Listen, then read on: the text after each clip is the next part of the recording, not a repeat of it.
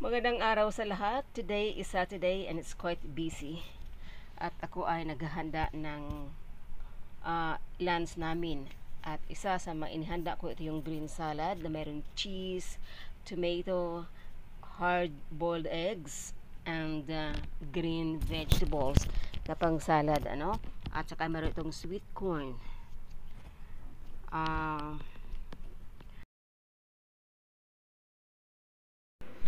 Ito naman ay minced pork with cubes potato.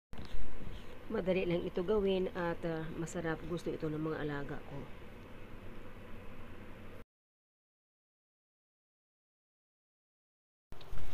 Ito naman ay soup, chicken feet, white fungus, mayroong peanuts, mayroong carrots, at mayroon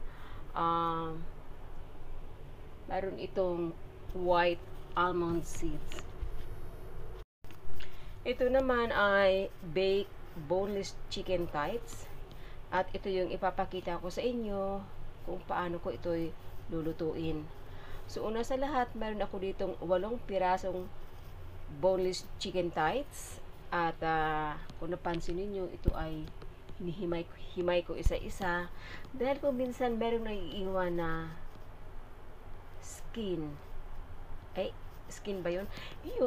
Yung balahibo, kaya kailangan natin tingnan ng mabuti and din hugasan natin ng maigi at i-drain natin yung naiiwan na liquid bago natin lagyan ng seasonings.